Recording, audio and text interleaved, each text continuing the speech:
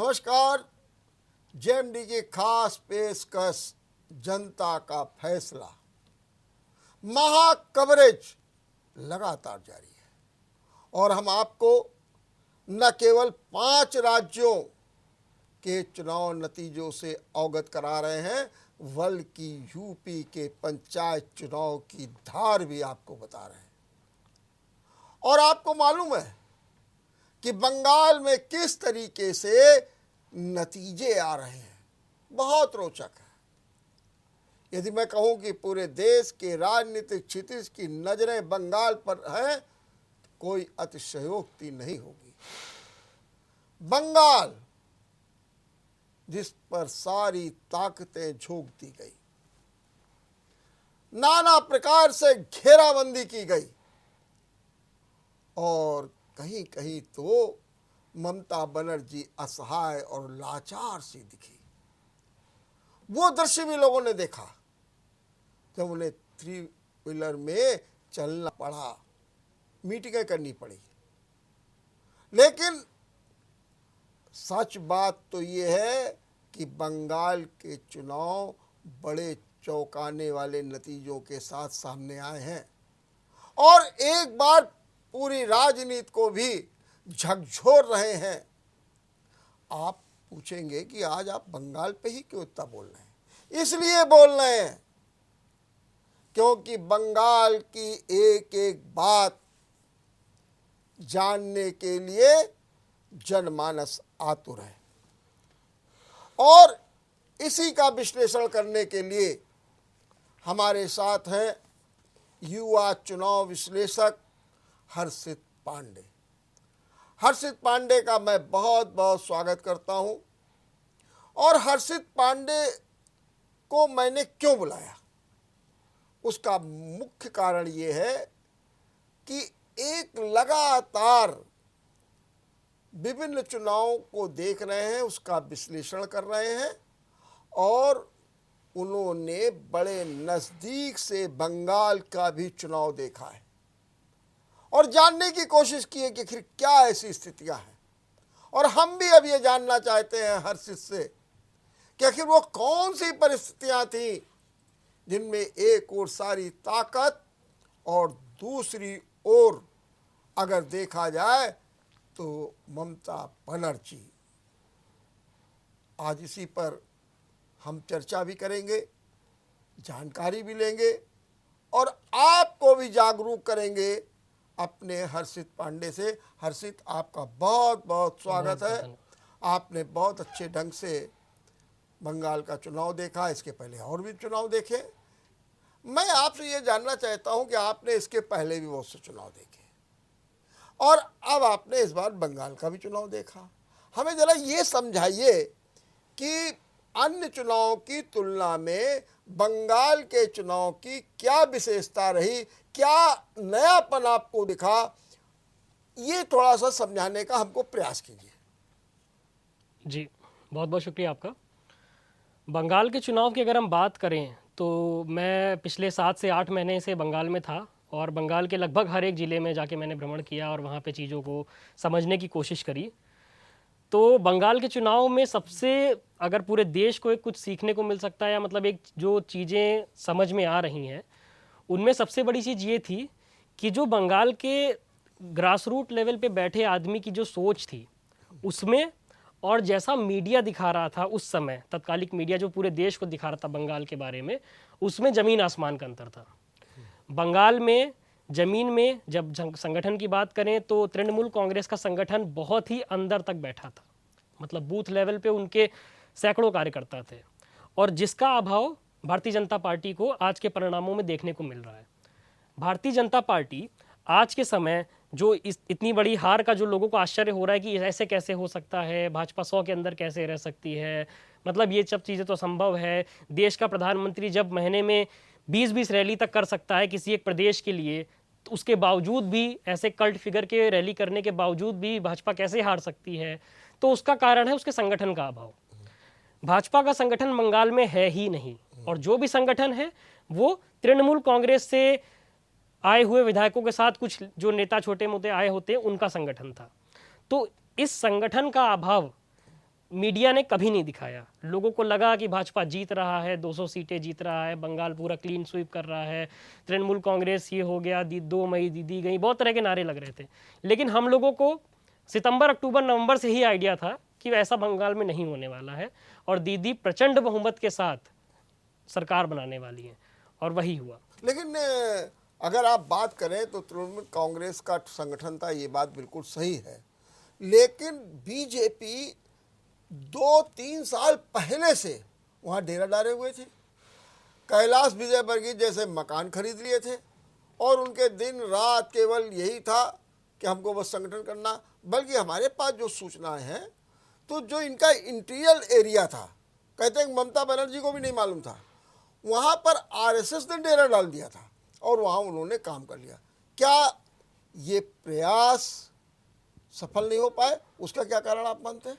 देखिए, उसका एक मुख्य रूप से यही कारण है कि जो तृणमूल कांग्रेस का जो नेतृत्व है उसमें जो ममता बनर्जी का स्थान है, बंगाल के राजनीति में ममता बनर्जी का जो स्थान है, जो रैलियों में मैं देखता था, मोदी जी की रैलियों में गया, सब जगह मैंने देखा, दीदी की रैलियों में देखा, तो उनका जो ग्रास रूट लेवल तक पहुंच है, महिलाओं में, एससी एसटी हर तरह के समुदायों में पहुंच है, उसको किसी तरह के संगठन की आवश्यकता नहीं पड़ती थी।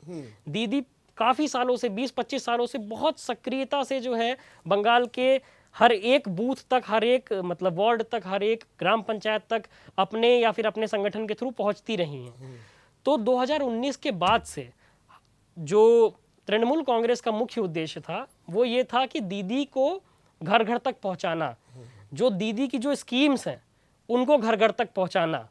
बस पॉजिटिव राजनीति ही दीदी को आज जिता रही है। पॉजिटिव राजनीति मतलब जो पिछले, मैं कह सकता हूं 2019 तक तृणमूल कांग्रेस की स्थिति बहुत खराब थी। 2019 में तृणमूल कांग्रेस 2019 के समय जब भारतीय जनता पार्टी 18 सीटें 40 में जीती थी और 22 सीटें, जब मतलब ये तृणमूल कांग्रेस के लिए बहुत बड़ा झटका था। उसके बाद जो तृणमूल कांग्रेस ने जितना संगठन के लिए काम किया है, जो उनकी मुख्य रूप से स्कीम्स हैं, द्वारे सरकार, पाड़ा समाधान के माध्यम से जो उनकी स्कीम्स हैं, जैसे सबूत साथी, कन्या साथी, रूपाश्री, बहुत सारी स्कीम्स हैं जो शायद बाहर लोगों को नहीं पता होगी। उनको लग रहा होगा कि बस चारों तरफ माहौल मोदी में हो चुका है। तो इन स्कीम्स को द्वारे सरकार, मतलब द्वार पे सरकार, एक स्कीम चला, एक योजना चलाई जिसके अंदर हर एक घर के आदमी को उस स्कीम का फायदा पहुंचाने का लक्ष्य था और उसके थ्रू बहुत लोगों को जो है, बहुत लाखों परिवारों को, करोड़ों लोगों तक ये बात उन्होंने पहुंचाई है। तो ये सारी स्कीम्स, ये पॉजिटिव राजनीति और भाजपा का जो चुनावी मैकेनिज्म है उससे थोड़ा अपने आप को दूर रखते हुए अपनी ही लीग पे चलना आज तृणमूल की जीत का कारण है। दूसरी चीज, एक सबसे बड़ी बात ये थी कि आप बिल्कुल सही कह रहे हैं, लेकिन एक और हम ममता को लें, एक और मोदी को लें, और माना ये जा रहा है कि दोनों के बीच में ही चुनाव हुआ, तो ममता की लोकप्रियता से ज्यादा तो मोदी की लोकप्रियता, और वो इसीलिए देश के प्रधानमंत्री।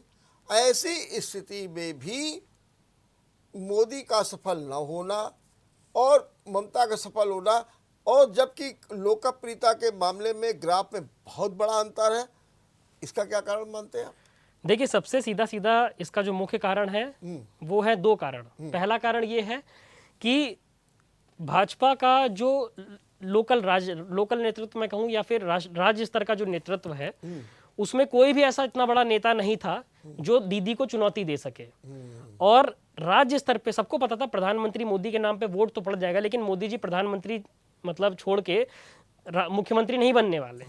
उनको पता है कि लोकल में कौन बनेगा, या फिर मुकुल राय बन सकते हैं, अर्जुन सिंह बन सकते हैं, शुभेंदु अधिकारी बन सकते हैं, दिलीप घोष बन सकते हैं। जनरली वो बीजेपी में यही होता है कि जो जिसके नेतृत्व में जनरली चुनाव लड़ा जाता है उसको मुख्यमंत्री और उपमुख्यमंत्री बनाते हैं। लेकिन दिलीप घोष की एग्जाम्पल को छोड़ के मुकुल राय, शुभेंदु अधिकारी, अर्जुन सिंह, ये सारे नेता ऐसे हैं जो तृणमूल छोड़ के आए हैं। और तृणमूल छोड़ के मतलब दीदी के नेतृत्व के अंडर काम करके छोड़ के आए हैं। अब उनको अगर आप दीदी से कंपेयर करेंगे तो वो एक थोड़ा सा मतलब बचकानी हरकतें हो जाएंगी, क्योंकि वहां पे दीदी कल्ट फिगर हैं। मतलब जिस तरह से मोदी का एक कैरिस्मेटिक नेशनल लेवल पे है उसको कोई नकार नहीं सकता, लेकिन बंगाल में जब राज्य स्तर की बात आती है तो फिर दीदी के ऊपर कोई नहीं है। तो क्या ये मान के चला जाए कि बीजेपी के पास कोई लीडर नहीं था और अगर कोई लीडर होता उसे मुख्यमंत्री के रूप में प्रस्तुत करते तो शायद लाभ होता, और ये लाभ शुभेंदु अधिकारी पहुंचा सकते थे, लेकिन वो नहीं हो पाया। नहीं, मुझे ऐसा लगता है कि लाभ अगर हो सकता था, अगर कोई एक ऐसा लीडर हो सकता था तो दिलीप घोष हो सकते थे, क्योंकि वो पहले से राजनीति में इनके पास से जुड़े हुए हैं। दिलीप घोष मतलब भारतीय जनता पार्टी के 2018 2020 मतलब 2019 के लोकसभा चुनाव में उनके नेतृत्व में 18 सीटें लाई थी, तो उनको अगर चेहरा बनाते थोड़ा बहुत फायदा हो सकता था। लेकिन ये मोदी के नेतृत्व में चुनाव लड़ना इस बार इनके काम नहीं आया। ऐसा मैंने अगर ये दिलीप घोष को चेहरा बना करके लड़ते तो इनको लाभ मिलता।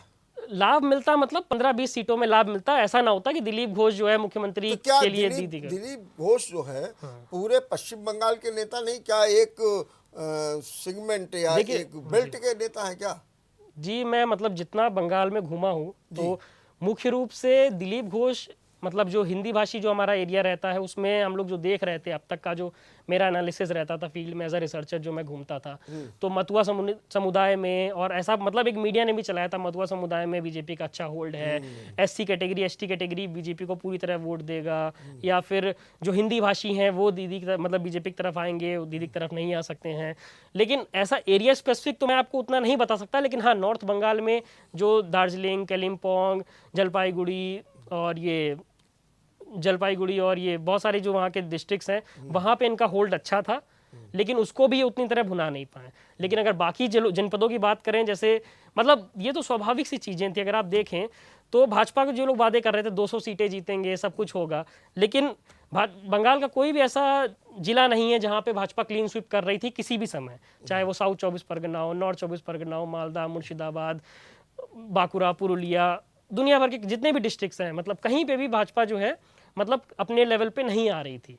उसको कहीं ना कहीं उसको जो है तृणमूल के बागी विधायकों की जरूरत पड़ रही थी, बागी कैडर की जरूरत पड़ रही थी। तो बागियों को लेके आप मतलब एक थोड़ा बहुत अच्छा परफॉर्म कर सकते हैं, जैसे आप 3 से जो है 70-80 से 90 सीटें ले आए, लेकिन आप 200 सीटें लाएंगे। और लेकिन अगर यूँ देखा जाए तो जो लोकसभा का भी इन्होंने चुनाव जीता उसमें 123 विधानसभा की सीटें ऐसी हैं जिनमें इन्होंने बढ़त हासिल की, लेकिन अब जो इस बार जो रिजल्ट आ रहे हैं तो वो 123 का भी आंकड़ा नहीं दिखा पा रहे हैं। तो क्यों ग्राफ गिर गया बीजेपी का इस जगह?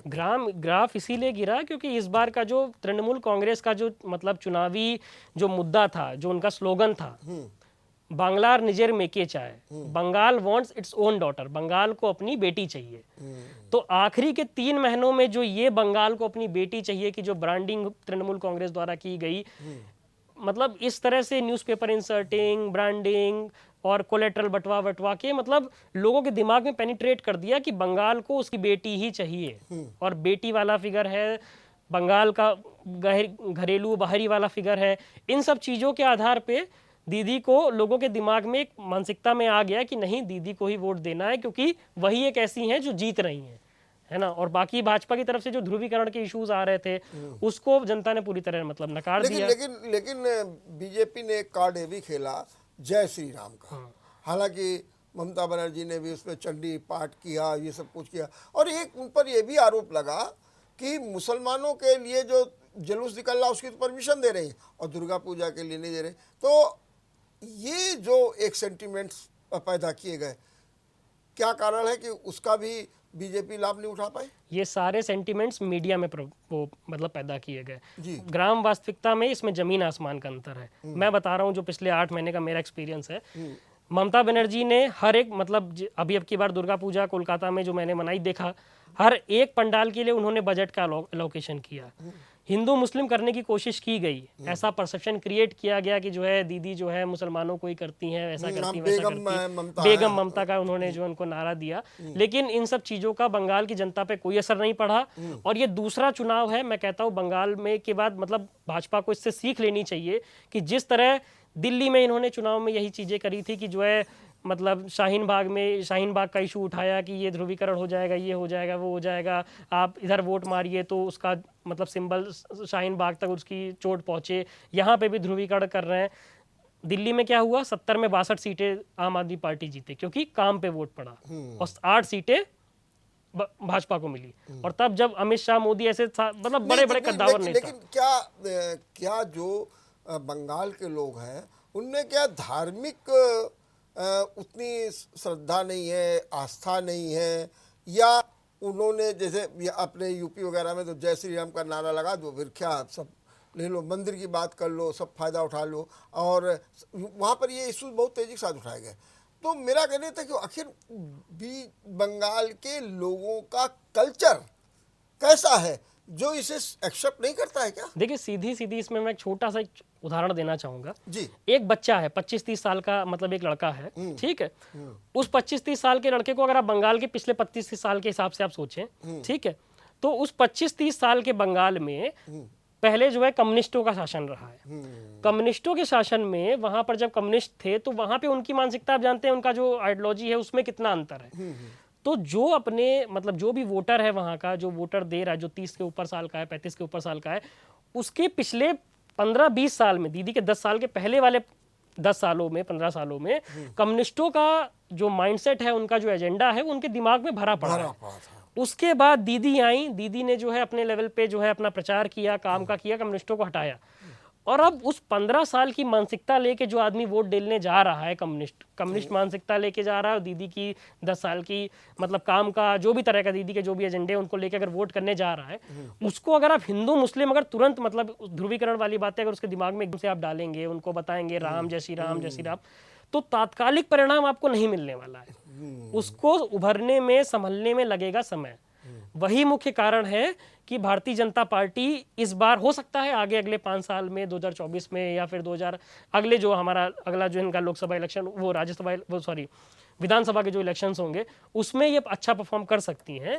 लेकिन वर्तमान परिवेश में आप सोचिए कि वो मतलब इंक्रीमेंटल लर्निंग पे मैं भी भरोसा करता हूँ। कोई भी होता है सतत चीजें सीखता है। जैसे ममता बनर्जी को घेरा गया उनके भतीजे के भ्रष्टाचार को लेकर के, कोयले को सीबीआई का छापा डाला गया, एक जो वीडियो वायरल हुआ जिसमें भ्रष्टाचार, उसमें इनको भी घेरने की बात की गई ममता बनर्जी को। ये भी कहा गया कि बंगाल में तो कोई काम बिना पैसा लिए नहीं होता, वो कट चलता है, अब कट बंद कर देंगे। ये सब बातें तो जनमानस में होती हैं कि भाई कट भी चलता है, कमीशनबाजी भी होती है, काम न करो तो मारपीट भी होती है, और हिंसा भी खूब होती। तो ये सब कुछ बीजेपी वाले करते रहे, लेकिन क्या ममता का ऐसा जादू था कि इन सब बातों पे कोई जनता ने गौर ही नहीं किया? देखिए ये सब व्यवहारिक चीजें हैं, ठीक है, ये ऐसा कोई नहीं, कोई भी ऐसा राज्य नहीं जहाँ पे ये सब चीजें ना चलती। मैं वास्तविकता से बिल्कुल क्लियरली ब्रूटली बोल रहा हूँ, ये सारी व्यवहारिक चीजें हैं, ठीक है। इसको आप राष्ट्रीय चुनावी मुद्दा नहीं बना सकते। अगर इसको आप अगर सोच रहे हैं कि कट मनी के आधार पे, मैं तो बोल रहा हूँ जो भी अगर होता होगा तो बहुत गलत होता है, ठीक है। लेकिन इसको अगर आप राज्य के चुनाव में बना दो कि इसके दम पे जो इनकी सरकार बन जाएगी भाजपा की कट मनी के दम पे, तो वो चीजें नहीं होने वाली हैं। सरकार बनने का मुख्य कारण दो, पहला कारण जो खेला होबे जो इन्होंने स्लोगन चलवाया था, उसका उद्देश्य, उसका मतलब क्या था कि मतलब आज से 5 महीने पहले भाजपा ने जब एक मतलब एक ऑरा क्रिएट किया था, हम 200 सीटें जीत रहे हैं, सब कुछ हो रहा है, मतलब मैं भी बंगाल में था, मुझे भी 10 तरह के कॉल आते थे कि आप तो जीत रहे हैं, आप लोग तो पूरा क्लीन स्वीप कर रहे हैं, सब कुछ आपका हो, मतलब आप लोग मतलब जो मतलब भाजपा लोग वाले सब लोग जीत रहे हैं, ऐसा उनको सुनने में आ रहा है। तो हम लोग कहते थे नहीं यार ऐसा कुछ नहीं है। पहली चीज तो संगठन में जो भी भाजपा का नेतृत्व है वो नेतृत्व अच्छा है, लेकिन बूथ लेवल पे कुछ नहीं है, ठीक है। और वो 3 एमएलए की पार्टी, जो 3 विधायक जिसके थे, वो मतलब 200 सीटें का दावा कर रही है, मतलब एक हवा बना रही है। और उस हवा के चक्कर में जो मतलब उस हवा के चक्कर में मुझे लगता है सबसे ज्यादा कोई अगर शिकार हुआ तो बंगाल के बाहर के लोग हुए। उनको लगा कि भाई बस अब पूरा बंगाल पूरा साफ है, 200 सीटें हम जीत रहे हैं, और जो है दीदी गई, 2 मई दीदी गई, वो सब चीजें रहीं। और उसका पॉजिटिव रिस्पांस मीडिया पे खूब मिला। मतलब आप देखिए बंगाल के बाहर खूब मोदी जी की रैली में सब लोग आ रहे थे, लेकिन उन सब चीजों का धरातल पे कोई असर नहीं पड़ा। दूसरी चीज एक भी है कि अगर इतनी लोकप्रियता थी, सब कुछ थी, और काफ़ी बड़ी चुनौती के बावजूद ममता बनर्जी नंदीग्राम में चुनाव लड़ने चली गई। और देखिए रिजल्ट भी शुरुआत के जो 4 चरण आए, 5 चरण, उनमें भी उनके प्रतिकूल गए। अब कुछ थोड़ा बहुत 2700-2800 से आगे आ रही हैं। तो ऐसा क्या कारण है कि पूरे प्रदेश में तो जीत रही हैं, दबदबा है, 208 सीटें, और जहाँ खुद लड़ रही हैं, जो नेता है, जो सेनापति है, जो वहाँ लड़ रहा है, और वो खुद जो है चुनौती भरी समस्याओं से जूझ रहा है। ऐसा क्या कारण है? ऐसा तुमने पहली बार राजनीति में सुना? कि मैंने ये तो सुना है कि नेता जीत गया, पार्टी हार गई, लेकिन यहाँ तो ये दिखता है कि पार्टी जीत रही है और नेता के सामने मुश्किलें खड़ी है। देखिए, इसमें मतलब मैं पूरी तरह से इस बात से सहमत हूँ आपकी। बंगाल में जो नंदीग्राम जगह है, जहाँ वहाँ पे मैं भी गया था नंदीग्राम में, मैंने गांव-गांव जाके अपनी चीज़ों को देखा समझा एक रिसर्चर के तौर पे। तो नंदीग्राम में इसके पहले शुभेंदु अधिकारी तृणमूल कांग्रेस से लड़ते आ रहे थे। दीदी का वहाँ पे उनको जाना आना उनका जो उतना सक्रिय रूप से रहता नहीं था। तो तृणमूल कांग्रेस का नंदीग्राम का जो कैडर था वो शुभेंदु अधिकारी ने क्रिएट किया है। शुभेंदु अधिकारी का ही वो कैडर है। उसके बाद जब शुभेंदु अधिकारी भारतीय जनता पार्टी में गए तो फिर वो अपना कैडर लेके गए। तो वहां पर दीदी ही एक ऐसी थी, क्योंकि अब उतना बड़ा सेकंड नंबर थर्ड नंबर का एक टाइम का नेता था तृणमूल कांग्रेस का, दीदी एक ऐसी लीडर थी जो उनको वहां पे चुनौती दे सकती थी। तो दीदी ने वहां पे गई, उन्होंने डोर टू डोर किया, व्हील चेयर पे जाके जो है सब जगह बात करी, सब कुछ किया। उसका परिणाम है कि यहाँ पे जो है कंपटीशन टफ है। लेकिन जितना अभी तक मुझे अपने सूत्रों से खबर मिल रही है और जितना मुझे लग रहा है, दीदी वहां से जीत रही है कंफर्म। और जीत रही है, अच्छे वोटों से जीतेंगी ऐसा नहीं है। अच्छे मतों से जीतने पे मैं उतनी जल्दी नहीं बोलूंगा, लेकिन हाँ, दीदी कंफर्टेबली जीत रही हैं। बिल्कुल। दूसरी चीज एक ये भी बताइए कि क्या कारण है, अब जो आंकड़े आ रहे हैं इसीलिए मैं कह रहा हूँ, महिलाओं ने एक तरफा वोट दिया दीदी को, जबकि प्रधानमंत्री अपनी रैली में लगातार महिलाओं की जो योजनाएं हैं, ईंधन की, गैस की, शौचालय की और 6,000 रुपये खाते में डालने की, आयुष्मान की योजना, ये सब योजनाओं का बखान कर रहे थे। उसके बावजूद भी वो कौन सा कारण था जो महिलाओं ने एक तरफा वोट जो है दीदी को दिया, जबकि इतने आरोपों से दीदी को घेर दिया गया था। महिलाओं ने नहीं सोचा कि मेरा भविष्य अच्छा है, देखो मोदी ने तलाक का कानून लिया, मोदी ने महिलाओं के लिए ये क्या, मोदी ने ये क्या, हमारा भी भविष्य होगा। फिर क्या कारण था कि महिलाओं ने जो है दीदी को वोट दे दिया? देखिए, महिलाओं का दीदी को वोट देने का मतलब मुख्य उद्देश्य दीदी द्वारा जो द्वारे सरकार के थ्रू, पाड़ाए समाधान के थ्रू जो स्कीम्स का बेनिफिट उनको मिला है, वही सबसे मुख्य कारण है। कन्याश्री, आप लोग को शायद मतलब बंगाल के बाहर वाले लोगों को नहीं पता होगा, कन्याश्री, रूपाश्री, सबूत साथी, ऐसी कितनी स्कीम्स हैं जो केवल और केवल महिलाओं के लिए हैं। इन स्कीम्स को घर घर तक पहुंचाया द्वारे ए सरकार की मदद से।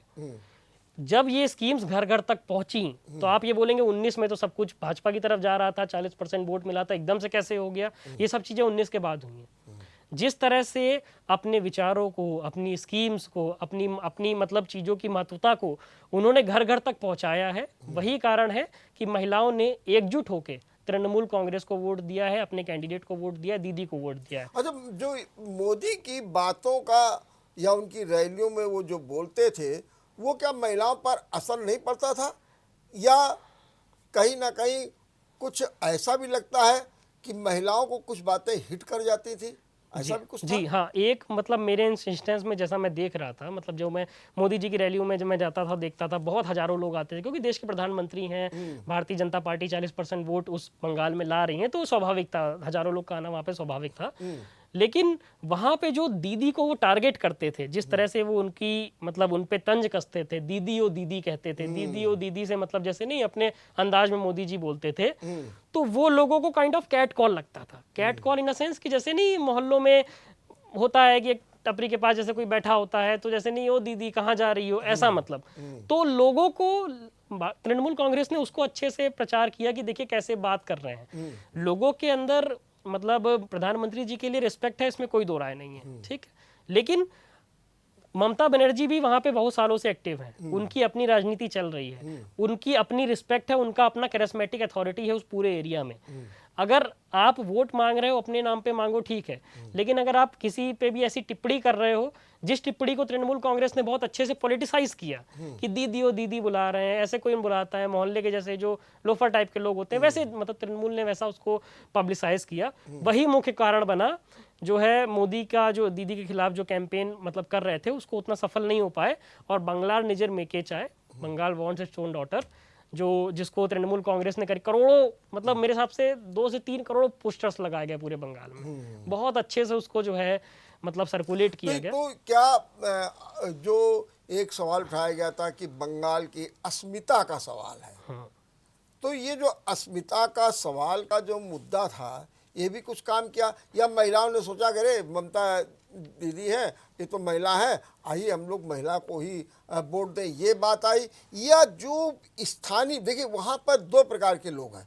एक तो वो लोग हैं जो वहीं पर जन्म लिए हैं, जिन्हें हम लोग स्थानीय बंगाली कहते हैं, जो बिल्कुल खाटी बंगाली। दूसरे वो है कि जैसे बाहर से गए, वहाँ पर रहने लगे, 20-20 साल हो गए, 30-30 साल हो गए, और हिंदू, जिस पर ये लोग कहते हैं कि बीजेपी का सबसे ज़्यादा जोर रहा और ये माना जा रहा था कि ये वोटर उनको मिल जाएगा।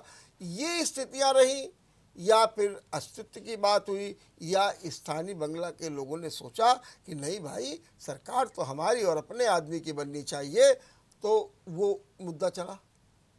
देखिए, मुद्दे की अगर कोई बात करें तो सरकार की जितनी भी नीतियां थी, तृणमूल कांग्रेस का उद्देश्य यही था पिछले 1 साल में कि अपनी नीतियां, अपनी स्कीम्स उनको जन जन तक पहुंचाना।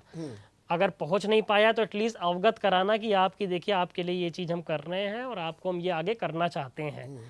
इस सारे मुद्दों में कहीं पे भी कोई ध्रुवीकरण का आपको स्टेटमेंट नहीं लगेगा।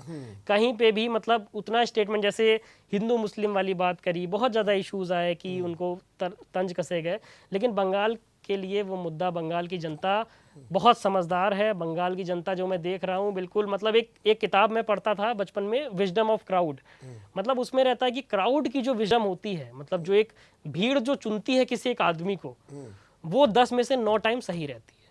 मतलब जनता ने जो सोचा होगा, समझा होगा। साइलेंट वोटर बंगाल में बहुत है, जैसे उत्तर प्रदेश में हम लोग देखते हैं कि जो बसपा का वोटर एक टाइम पे बहुत साइलेंट हुआ करता था, एकदम से वोट देता, जब रिजल्ट आता पता जीत गए। तो बंगाल का वोटर साइलेंट बहुत था, और उस साइलेंट वोटर ने अपने आधार पे चुना कि जो है हम बंगाल में ममता बनर्जी पे दोबारा विश्वास करते हैं। और आप सबसे यही जो साइलेंट वोटर था वो कौन था, ये मैं जानना चाहता हूं। ये साइलेंट वोटर ये वही था जो द्वंद्व में हमेशा रहता था। अच्छा। जिसने सीपीआई से टीएमसी में आने में जिसने की रोल प्ले किया था, क्योंकि टीएमसी का कोर वोटर तो अपना है, भाजपा का भी थोड़ा बहुत कोर वोटर है, लेकिन जो साइलेंट वोटर है, जो 20 से 30% का है, जो मतलब कहीं पे भी जा सकता है, जिसमें मतुआ भी आ सकता है, जिसमें मतुआ तो एक एसटी का कम्युनिटी हो गई, और भी जो भी लोग हैं एसटी के जो लोग आ रहे हैं, उन सब चीज़ों को मिला के वो साइलेंट वोटर एक बहुत इंपॉर्टेंट रोल प्ले करता है। तो उन सब चीज़ों ने मतलब एक तरफ सोच के उन्होंने निर्णय लिया कि इस बार जो उनको दूसरी चीज, एक बहुत बड़ी बात ये भी है कि ये भी आया था, और देखिए एंटी कंपनसेंसी होती भी है, और यहाँ तो 10 साल ममता जी राज रही थी, और दूसरा उसमें सबसे ज़्यादा बड़ा मुद्दा बनाया गया हिंसा। बीजेपी बराबर कहती है हमारे 130 लोगों को मार डाला गया, कत्ल किया, आए दिन वो बीजेपी के कार्यालय पे हमला हो गया, फिर बाद में भी आया कि ममता बनर्जी के घर पे हमला बोला गया, माने ये फिर ये भी हुआ कि ईंट का जवाब पत्थर से देंगे सबको। तो ये जो परिस्थितियाँ थी, हिंसा की जो बातें की जा रही थी, या जो अन्य बातें की जा रही थी, एंटी कंपनसेंसी, ये सब मिला करके, इसका कोई असर नहीं रहा आपकी चुनाव में? बिल्कुल असर नहीं रहा। मैं बताता हूँ क्यों नहीं रहा। हाँ। पहला कारण ये रहा कि बंगाल में हिंसा पहली बार नहीं हो रही थी। बंगाल की राजनीति, मैं कहूँगा देश की सबसे, मतलब अगर जो राजनीति का अगर थोड़ा सा कैटेगरी में लो कहा जाए तो मैं बंगाल में कहूँगा, क्योंकि वहाँ पे राजनीति में हिंसाएं बहुत होती थी हर बार। ये लेफ्ट के टाइम भी हुआ है, पिछले 10 साल के तृणमूल के कांग्रेस में हुआ है, और यहाँ पे भी हुआ है। हिंसा बंगाल की राजनीति का एक हिस्सा बन चुकी है इस समय, जो बहुत दुर्भाग्य है, जिसकी मतलब हर कोई निंदा करता है। लेकिन उसको अगर आप राजनीतिक रूप से, क्योंकि वहाँ के लोगों ने स्वीकार लिया है जैसे कि हिंसा होनी है वहाँ पे, मतलब जो भी होना है उस पर जो भी पकड़ा जाएगा उस पर कार्रवाई होगी, लेकिन ये चीज़ इतनी जल्दी रुकने वाली है नहीं। बंगाल में भाजपा के लोगों को मारा गया है तो भाजपा की तरफ से तृणमूल के लोगों को भी मारा गया है, दोनों तरफ से मौतें बराबर से हुई हैं, लेकिन सो कॉल्ड मीडिया ने उसको रिपोर्ट नहीं किया, जो दुर्भाग्य है कि वो एक तरफ ही कई रिपोर्टिंग करता रहा बंगाल में। और आज तभी सब लोग सत्ते में हैं कि 85 सीटें कैसे 85-86 के लगभग अभी वो शायद आगे चल रही हैं, और 205 के लगभग तृणमूल जीत रही है। तो मुख्य कारण ये रहा। दूसरा, जो वहाँ पे मतलब स्कीम्स का जितना प्रमोशन किया गया तृणमूल कांग्रेस द्वारा, उन्होंने अपने काम को एक पॉजिटिव राजनीति में करा, और जनरली वो बंगाल में तृणमूल कांग्रेस भाजपा की पिच में खेलती हुई नहीं नजर आई। वो अपनी पिच में खेलती रही, भाजपा कई कोशिश करती रही, ध्रुवीकरण की बात खोलने लगी, सब चीज करने लगी। एक बार ऐसा हुआ था कि जब दीदी को अपना गोत्र बताना पड़ा था, वो सब चीजें उन्होंने पॉलिटिकली खेली थी, लेकिन उन सब चीजों से भी चीजें न्यूट्रलाइज हो गई और किसी भी तरह का ध्रुवीकरण कुछ भी ऐसा नहीं हुआ। लेकिन एक सवाल ये भी आया था बीच में कि इस चुनाव में जो 4 यम ने बड़ा भूमिका निभाई, यम महिला, दूसरा यम मुस्लिम, यम मतुआ, ये जितने भी जाते हैं, और उसमें ये भी कहा गया कि शेड्यूल कास्ट बड़ा नाराज है मोदी ममता से, और मोदी ने तो बाकायदे मतुआ जात को अपने झोली में डाल रखा है, जो मैं मोदी की बात कर रहा था। तो ये जो फैक्टर्स थे, ये 3-4 बने, तो आपको नहीं लगता है कि ये भी सब जो है शेड्यूल कास्ट का वोट, मतुआ का जो वोट है, वो भी सब काम धरा रह गया एक किनारे और ममता को लाभ मिल गया? नहीं, देखिए, इसका मुख्य कारण ये रहा, जो 4M की आप बात कर रहे थे, वो ममता, मोदी और मुस्लिम और ये चौथा मतुआ, इन 4M का बहुत इंपॉर्टेंट फैक्टर रहा बंगाल के चुनाव में। तो सबसे मुख्य कारण यहाँ पे ये रहा कि जो दीदी ने मैनिफेस्टो अपना लॉन्च किया था तृणमूल कांग्रेस ने, वो मैनिफेस्टो को घर घर तक पहुंचा के कारण ही यही कारण है कि आज जो है भाजपा 85 तक है। उन्होंने ये नारा दिया है, दीदी ने मतलब अपने मैनिफेस्टो में बोला था कि हर एक मतलब SC कैटेगरी के जो लोग हैं, जो उनके परिवार को सालाना भत्ता दिया जाएगा 12,000 रुपए का, मतलब 1,000 रुपए साल का। और उन्होंने उसको इस तरह सेल किया कि आप जो है ये पर्चा लीजिए, TMC कार्यकर्ताओं ने, आप ये पर्चा लीजिए, इस नंबर पे जो है मिस कॉल दीजिएगा, दीदी की सरकार बनेगी, 1 महीने बाद आपके खाते में पैसा आने लगेगा। जो जनरल कैटेगरी के लोग थे उनके लिए उन्होंने बोला कि आप जो है ये पर्चा लीजिए, ये आपके लिए है, आप इस नंबर पे मिस कॉल दीजिएगा, अगले महीने से आपको 500 रुपये महीना आने लगेगा। तो ये सारी जो स्कीमें हैं, इन सारी स्कीमों को जैसे लोगों के दिमाग में डालना, मतलब मैनिफेस्टो क्या होता है, अपनी बातों को रखना, तो ये जो थोड़ी बहुत गुंजाइश थी कि भाजपा 100 का आंकड़ा पार कर सकती है, उसको भी उन्होंने पूर्ण विराम लगा दिया। और सब लोगों को लगा कि नहीं भाई, ये चलो ये थोड़ा प्लान के साथ बढ़ रहे हैं, ये हिंदू मुस्लिम नहीं कर रहे हैं, ये ममता को मतलब दूसरों के कैरेक्टर पे आंचन नहीं लगा रहे हैं। जब दीदी के पैर में चोट लगी, उसके बावजूद वो कह रहे हैं कि दिलीप घोष, जो उस टाइम भाजपा के राष्ट्रीय अध्यक्ष मतलब प्रदेश के अध्यक्ष थे, उन्होंने स्टेटमेंट दिया कि जो है वो साड़ी ऊपर करके नहीं बैठना चाहिए, बरमूडा पहन लो। तो ये सारी चीजें एक औरत पे आप मतलब इतना कल्ट फिगर, इतनी करिश्मेटिक अथॉरिटी, अगर मोदी पे अगर कोई ऐसे आरोप लगाएगा, तो जैसा देख लीजिए 19 के चुनाव में राफेल के मुद्दे ऐसे उठाए जो बिल्कुल फ्लॉप हो गए, और उसका बैकफायर कांग्रेस को मिला। वही चीज यहाँ पे हुई कि ऐसे मुद्दे उठाए, दीदी के कैरेक्टर पे क्वेश्चन किया, दुनिया भर की चीज, उससे उनको बहुत नुकसान हुआ और ये सारी चीजें इनकी बैकफायर हुई। और मैं तो अभी भी आश्चर्य हूँ कि 85 सीट इनको कैसे मिल रही हैं, इसको लेके भी मैं आश्चर्यचकित हूँ।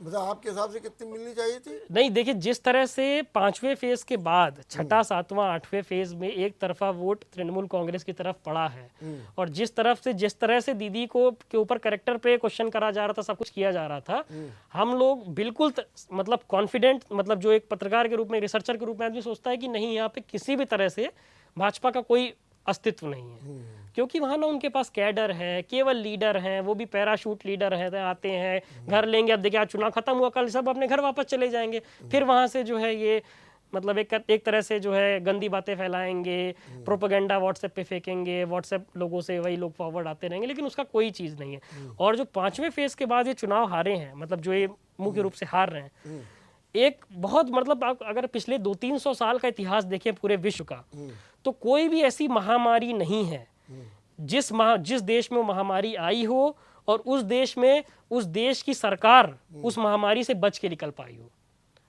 नोटबंदी की बात आप छोड़ दीजिए, लेकिन ये पूरा इतिहास है। जब आदमी मरता है, जब किसी के घर में किसी व्यक्ति की मृत्यु होती है, कि जब कोई महामारी, कोई लोग ऑक्सीजन की कमी से मरते हैं, तो आप जितना भी व्यक्ति लोगों पे दोष दे लीजिए कि आपकी वजह से आपको करना चाहिए था, आपको जवाबदेह होना चाहिए था, ये सब होना चाहिए था, आखिरी में जनता जो है वो सारी चीजें सरकार पे मर देती है कि आप ही के कारण सब कुछ हो रहा है। और यही कारण रहा, शायद केंद्र राज्य सरकार इस चीज को कन्विंस करने में सक्षम हो गई कि जो है केंद्र सरकार ही इस चीज के लिए जिम्मेदार है, और उसका जैसा परिणाम देख रहे हैं कि जो है भाजपा मतलब बिल्कुल ही मतलब बहुत ही अप्रत्याशित हार की तरफ बढ़ रही है। बात कही कि 3 चरण जो अंत में रहे, वो टीएमसी के साथ चले गए। तो अगर हम आपकी बात मान लें, और वही हमने आज ही कैलाश विजयवर्गीय का बयान सुना, वो कह रहे हैं कि तीसरे चरण में हमको नुकसान हो गया, और वो कहते हैं 5-6% वोट का नुकसान हुआ। वो कहते हैं कि कोरोना के कारण हमारा वोटर निकला ही नहीं, मतलब उनका कहना था शहरों से, मैंने उनका कहना है कि शहरों में मेरा वोटर था और वोटर निकला नहीं, अपार्टमेंट से वोटर निकला नहीं, इस कारण हमको नुकसान हो गया। नहीं। अच्छा, अगर हम ये बात, आप उसका खंडन करते हैं कि नहीं ऐसा गलत है, तो फिर वो कौन सा कारण था जो टीएमसी को तीन चरणों में जिता ले गई? देखिए, कारण मुख्य रूप से यही था कि आखिरी के 3 चरणों में जैसे साउथ 24 परगना, नॉर्थ 24 परगना, कोलकाता, मालदा, मुर्शिदाबाद, ये सारे जगह जहां जो सबसे बर्धमान, पूर्व बर्धमान, पश्चिम बर्धमान, ये ऐसे जिले थे जहां पर भाजपा अच्छा कर सकती थी। लेकिन इतनी ज़्यादा महामारी का दुष्परिणाम सोशल मीडिया में, जो उनको अब तक एक मीडिया एक टाइम तक 4थे-5वें फेज तक आप बिल्कुल विजय गाथा गा रही थी कि भाजपा जीत रही है, पूर्ण बहुमत उनको मिल रहा है, हर तरफ से जो है 200 के ऊपर जीत रहे हैं। मतलब हम लोग जमीन में अगर ना होते तो हम लोग भी यही लगता कि जो है भाजपा जीत रही है। लेकिन 4थे-5वें फेज के बाद जो भाजपा का एक स्टेक होल्डर है, मैं फिर से बोल रहा हूं, जो भाजपा का एक स्टेक होल्डर है मीडिया, जो सपोर्टिव मीडिया है, मैं उसको भाजपा का एक स्टेक होल्डर मानता हूं। उस स्टेक होल्डर के जब पत्रकारों की मृत्यु होने लगी, तब उनकी आंखें खुली, तब उन्होंने जो भाजपा के गुणगान गा रहे थे, जो उनका प्रचार कर रहे थे, जो उनके बारे में उनकी विजय गाथा गा रहे थे कि बंगाल में जीत रहे, तब वो कोरोना के मुद्दे पे आए। जब वो कोरोना के मुद्दे पे आए, तब वो जो पढ़ा लिखा थोड़ा बहुत आदमी था, उसकी आंखें खुली। बंगाल में जो भी है, कोलकाता का जो भी अर्बन एरिया है, बर्धमान के जो अर्बन एरिया है, मालदा मुर्शिदाबाद का जो थोड़ा बहुत अर्बन एरिया, आदमी समझ में आया कि चलो अब एक समझिए एक तरफ से प्रचार तो पूरा बंद हो गया, ठीक है, रैलियां पूरी वर्चुअल हो गई। मोदी जी जो बोलते थे, मतलब वो भी एक बड़ा दुर्भाग्य रहा उस टाइम का कि आसनसोल में मोदी जी रैली एड्रेस कर रहे थे कि इतनी बड़ी जनसभा मैंने कभी नहीं देखी, और उस टाइम उसी दिन कानपुर में कई लोगों की जो है ऑक्सीजन के अभाव में मृत्यु हो रही थी। तो ये सब चीजों को मतलब जनता समझ रही थी, कि देख रही थी कि केंद्र सरकार की प्राथमिकताएं क्या हैं। देश का प्रधानमंत्री कोरोना ऐसी महामारी पे 30 दिन, मतलब 1 महीने में 20 रैली अगर किसी बंगाल में अपनी पार्टी को जिताने के लिए कर रहा है, तो उसका दुष्परिणाम तो मिलना, मतलब लोगों के दिमाग में तो आ ही जाएगा ना कि इनकी प्राथमिकताएं क्या है। इनकी प्राथमिकता है बंगाल जीतना, और इन्होंने उसको इतना मतलब अपने लिए खराब कर दिया कि पूरा चारों तरफ परसेप्शन बना दिया, जीत रहे हैं, हार रहे हैं, और आज जो परिणाम आ रहा है वो अब मुंह दिखाने लायक इनके नहीं बचे हैं। अगर ये कोरोना पे काम करते एक सकारात्मक राजनीति जैसे कांग्रेस ने किया, कांग्रेस ने क्या किया, कांग्रेस का कोई अस्तित्व नहीं है भाजपा में, मतलब वहां पे बंगाल में, लेकिन कांग्रेस ने सीधे सीधे बोल दिया कि हम रैली, राहुल गांधी ने बोल दिया हम रैली नहीं करेंगे। उनके रैली करने से भी उनको फायदा नहीं हुआ क्योंकि वहां पे जीरो थी, लेकिन उन्होंने एक अपना पॉलिटिकल रिस्पेक्ट दिया, मतलब एक स्टैंडर्ड सेट किया, तो उससे कांग्रेस को एडवांटेज मिला, मतलब एडवांटेज इन द सेंस, मतलब चारों तरफ उसकी चर्चा हुई, चलो अच्छा डिसीजन रहा, और इस चक्कर में भाजपा घेरे में आ गई। ममता बनर्जी ने जो आखिरी में स्टेटमेंट दिया कि कोरोना बहुत बढ़ रहा है, मेरी इलेक्शन कमीशन से रिक्वेस्ट है कि तीनों फेजों को एक साथ कर दिया जाए, वो चीज, मतलब उस चीज का भाजपा ने, आप समझिए क्या जवाब दिया, भाजपा ने बोला दीदी डर गई है इसलिए ऐसा कर रही हैं। तो अब आप सोचिए, इतनी महामारी में अगर कोई केंद्र सरकार, मतलब देश का विपक्ष जो कांग्रेस है और जो इनकम्बेंट गवर्नमेंट है, वो खुद कह रही है कि मैं मतलब आपसे रिक्वेस्ट करती हूँ कि ऐसा नहीं कि लोग अंदर से रैली नहीं कर, सब रैली कर रहे थे, लेकिन समाज में इन्होंने स्टेटमेंट एक ऐसा दिया कि आप चाहेंगे तो हम उसके पक्ष में हैं। तो जो भाजपा का स्टेटमेंट था कि दीदी डर गई हैं इसलिए वो जो चुनाव को एक तरफ करना चाहती हैं, और उसके बाद जो बंगाल में जब रिपोर्टिंग बढ़ी कि लोगों की डेथ होने लगी, बहुत कोरोना होने लगा, एक टाइम्स ऑफ इंडिया की रिपोर्ट आई जिसमें हर दूसरे व्यक्ति को कोलकाता में कोरोना पॉजिटिव आ रहा है, तो वो सब चीज़ों में आदमी दहशत में आ गया, और आदमी के अंदर वो दहशत ही उसको जो है भाजपा की जगह तृणमूल पर वोट देने को मजबूर कर दिया। अच्छा, एक सवाल ये भी है कि मोदी जी ने अपनी रैलियों में कहा कि देखिए केंद्र सरकार की योजनाओं का आपको लाभ नहीं होने दिया जा रहा है, और उन्होंने कहा, हमने कई बार कहा नाम दे दो, हम 6-6 हज़ार रुपये सब किसानों को दे दें, और उन्होंने भी कहा कि बस गणना हो गई और आपके खाते में 6-6 हज़ार रुपये चले गए, और ये भी उन्होंने कहा कि आयुष्मान योजना का आपको लाभ नहीं मिल रहा है, हम बहुत कह रहे हैं, लेकिन दीदी है जो नहीं ख्याल कर रही हैं। एक तो ये जो योजनाएं थी जो केंद्र सरकार की है, वो पूरे देश में भी जगह जगह लागू है, तो इनका भी कोई इम्पैक्ट नहीं पड़ा, और फिर आदमी को जब 6 हज़ार रुपये मिल रहे हैं, तो उसने ये नहीं सोचा, क्योंकि राजनीति में जो इस तरीके की एक नई मुफ्तखोरी की प्रवृत्ति जागृत हो रही है, हालांकि ये दुर्भाग्यपूर्ण है, तो कहते हैं कि इसके बावजूद भी बंगाल के लोगों ने अपना ख्याल न रख करके और नकार दिया मोदी को। जी, मुझे यही लगता है कि इसके पहले जो 2014 में मोदी जी द्वारा वादा किया गया था 15 लाख रुपए सबके खाते में आएंगे, सरकारी नौकरी मिलेगी, 1 करोड़ लोगों का रोजगार देंगे, उसके बाद अमित शाह जी ने बोला, वो तो चुनावी जुमला था। तो उस चीज़ को तृणमूल अच्छे से जो है मतलब लोगों में दिखाने में सक्षम रहा। तृणमूल ने बोल दिया कि जो कोई भी तरह वादे मोदी करते थे, तो अगले दिन तृणमूल प्रेस कॉन्फ्रेंस करके उसको सोशल मीडिया के थ्रू बहुत अच्छे से पेनिट्रेट कर देता था कि ये सब अफवाह है। योगी अमित शाह जी ने कई बार बोला कि जो हम 2002 मतलब 200 के ऊपर सीटें जीत रहे हैं, सब कुछ हो रहा है। तो तृणमूल ने क्या किया, फिर उसने अपनी तरफ से कैंपेन चलाया कि देख लो पिछले 15 बार में अमित शाह ने ये बोला है, हरियाणा में उन्होंने ये बोला था, दिल्ली में उन्होंने ये बोला था, झारखंड में उन्होंने ये बोला था, बंगाल में भी यही बोल रहे हैं, और तीनों जगह गलत साबित हुए थे, यहाँ पे भी गलत साबित होंगे। तो जनता ने उन लोगों को फिर हका में लेना शुरू कर दिया था आखिरी के समय में। मैं मतलब फ्रैंकली बता रहा हूँ, हो सकता है 2024 के लोकसभा परिणाम में भाजपा अच्छा कर दे, मेरी शुभकामनाएं उनके लिए होंगी, लेकिन अभी के समय पे उनके ध्रुवीकरण, उनका मतलब किसी भी तरह की उनकी जो बेसिक मूल राजनीति है, उसको बंगाल की जनता ने सिरे से नकार दिया। नहीं, लेकिन अगर आप ये कह रहे हैं कि वो झूठ बोलते, 15 लाख की बात आपने की, 6,000 रुपये तो दिए जा रहे हैं ना दूसरे प्रदेशों में, अपने यूपी में दिए जा रहे हैं, सभी जगह दिए जा रहे हैं। तो ये तो विश्वास करने वाली बंगाल के लोगों को थी कि भाई 6,000 रुपये जब दूसरी जगह दिए जा रहे हैं तो हमको तो मिलेंगे ही। तो 6,000 रुपये ही एक मुख्य कारण नहीं था वहां पे वोट देने का। उसके अलावा जो उनके तरफ से जो राजनीति करी जा रही थी, जिस तरह की राजनीति वो बंगाल में कर रहे थे, जिस तरह के दांव वो बंगाल में खेल रहे थे, वो दांव उत्तर प्रदेश और मध्य प्रदेश, बिहार में चल सकते हैं, बंगाल में नहीं चल सकते। बंगाल का व्यक्ति बहुत साइलेंट है, आप उसको घंटों भर आपसे बात करोगे, आपको बताएगा नहीं कि वो किसको वोट दे रहा है, और जो बोलेगा उसका उल्टा करके आएगा। ऐसा मतलब हम लोग को मतलब ये चीज समझ में आती थी वहां पे। तो वहां का व्यक्ति इतनी जल्दी से इन सब वादों में, इतनी सब चीजों में आने वाला नहीं है। वहां का व्यक्ति बहुत ज्यादा मतलब मुझे इतना मुफ्तखोर भी नहीं लगा, देखा जाए तो मुझे लगा कि वो आदमी अब उसको अपने से मतलब है दुनिया भर में, और वो जो बोल रहा है समझ लीजिए उसका अपोजिट ही होना है। एक और हम आपसे सवाल पूछेंगे, जरा उसका भी हमको जवाब दीजिए। जैसे कि राहुल गांधी ने कहा कि केरल में कि यहाँ के लोग अच्छे हमको लगते हैं दूसरे की तुलना में, क्योंकि यहाँ के लोग मुद्दों की बात करते हैं, वो कोई ऐसी बात नहीं करते हैं। बीजेपी के एक नेता ने भी ये बात कही कि वो केरल में जो है बीजेपी नहीं चल सकती, क्योंकि यहाँ के लोग पढ़े लिखे हैं, और ये माना भी जा रहा है कि 100% वहाँ की केरल की है। क्या ऐसा ही माहौल बंगाल में भी दिख रहा है कि वहाँ पर लोग मुद्दों की बात करते हैं, वहाँ पे लोग बेरोजगारी की बात करते हैं, बेकारी की बात करते हैं, वहाँ पर लोग शिक्षा की बात करते हैं, स्वास्थ्य की बात करते हैं, वो इस तरीके के जो ध्रुवीकरण या धार्मिक नारे, इनकी बात नहीं करते? क्या ऐसा है? नहीं, बंगाल में जो मैं ये नहीं कहूँगा कि तृणमूल कांग्रेस एक आदर्श, संतुलित और बिल्कुल मतलब एक आदर्श पार्टी है जिसको वोट देने से सब कुछ हो जाएगा। बहुत सारी खामियां उनमें हैं, लेकिन बंगाल में लोग मतलब ये राम मंदिर पे बात नहीं करते हैं। ठीक है, ओवरऑल मैं बताऊं, वहाँ के लोगों को अपनी रोजगार, अपने बंगाली होने पे बड़ा गर्व है, अपने बंगाली की अस्मिता, बंगाल का जो कल्चर है, बंगाल की जो उनको लगेगा कि वो जो उनके कल्चर को बचा रहा है। और इतिहास गवाह है कि पिछले 10 साल में जितना भी मतलब हिस्टोरिकल मॉन्यूमेंट्स को जिस तरह से जो है तृणमूल कांग्रेस ने के थ्रू मतलब ने उस पर अपने स्टेटमेंट्स दिए हैं, जो उन्होंने दीदी ने काम करा है पिछले 10 साल में, 15 साल में। आप चले जाइए बंगाल में, कोलकाता में विक्टोरिया मेमोरियल, इको पार्क, मतलब ऐसी जगह इनको इतने अच्छे से मेंटेन करा, उनकी कल्चर को बचा के रखा।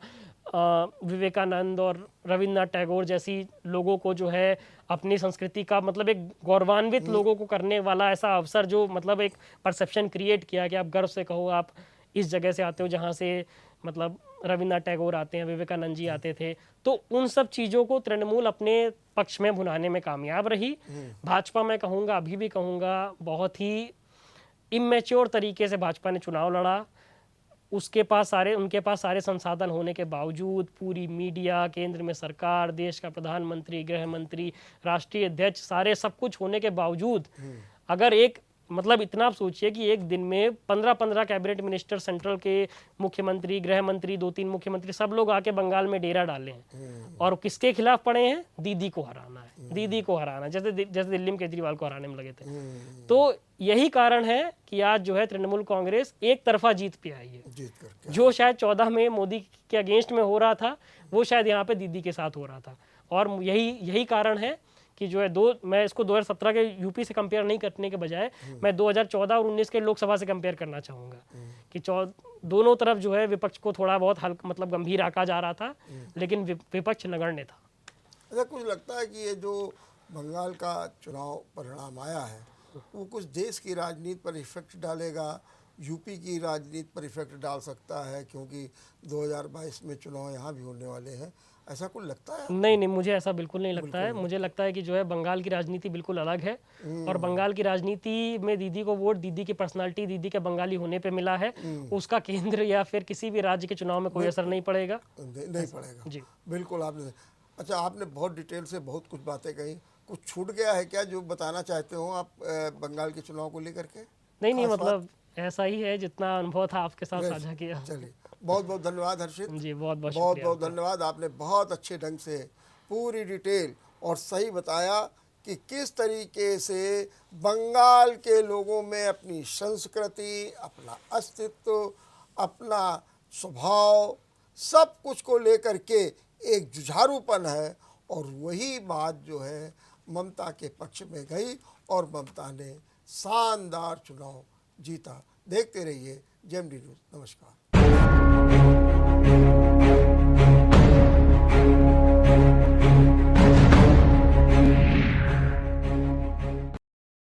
स्त्रियों के सौंदर्य एवं स्वास्थ्य के लिए टेक्नो फार्म का शी केयर सिरप, स्त्रियों के मुश्किल दिनों का साथी शी केयर सिरप। पिक्चर देखने चलोगी? ना बाबा, सर और बदन में दर्द है। ये लो अजूबी। अजूबी? दर्द भगाए, आराम पहुंचाए। अजूबी? कमाल की अजूबी। स्त्रियों के सौंदर्य एवं स्वास्थ्य के लिए टेक्नो फार्म का शी केयर सिरप, स्त्रियों के मुश्किल दिनों का साथी शी केयर सिरप।